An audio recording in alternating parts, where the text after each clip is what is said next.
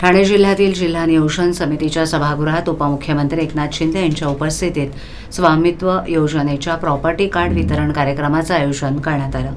या कार्यक्रमात पंतप्रधान नरेंद्र मोदी यांनी ऑनलाईन माध्यमातून देशभरातील 50,000 गावांमधील 65 लाख ग्रामस्थांना प्रॉपर्टी कार्डचं वितरण केलं। उपमुख्यमंत्री शिंदे यांनी आपल्या भाषणात हा दिवस महाराष्ट्र आणि देशासाठी ऐतिहासिक असल्याचं सांगितलं। स्वामित्व योजनेमुळे जागेची हद्द, घराची हद्द आणि सीमांकन याबद्दलचे वाद संपुष्टात येतील, तसंच प्रत्येकाला मालकी हक्क मिळेल असं त्यांनी नमूद केलं। प्रॉपर्टी कार्डमुळे नागरिकांना बँक कर्ज मिळवणं सुलभ होईल आणि अनेकांनी या सुविधेचा वापर करून व्यवसाय सुरू केलेत। शिंदे यांनी पूर्वीच्या सरकारवर टीका करताना म्हटलं की 50-60 वर्ष काँग्रेसचं सरकार होतं, ज्यांनी देशातील लोकांना वंचित ठेवलं।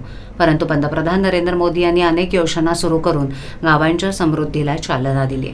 गाव समृद्ध झालं की देश समृद्ध होतो, म्हणून देशाचा विकास गावापासूनच सुरू करायला हवा असंही त्यांनी अधोरेखित केलं। स्वामित्व योजना लोकांसाठी संजीवनी ठरेल अशी अपेक्षाही शिंदे यांनी व्यक्त केली।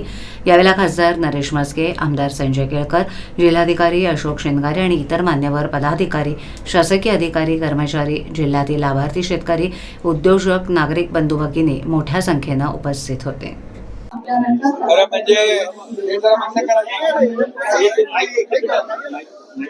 आजचा दिवस फक्त महाराष्ट्रासाठी नाही, देशभरातल्या लोकांसाठी ऐतिहासिक आहे।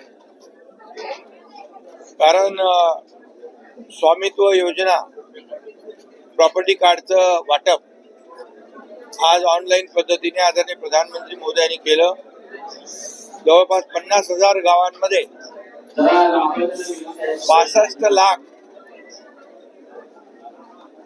ग्रामस्थांना या प्रॉपर्टी कार्डचं वितरण झालेलं आहे आणि यामध्ये आपल्या जागेची, आपल्या घराची हद्द, सीमांकन या बाबतीमध्ये वादविवाद नेहमी असायचे, ते आज संपुष्टात येतील आणि त्याचबरोबर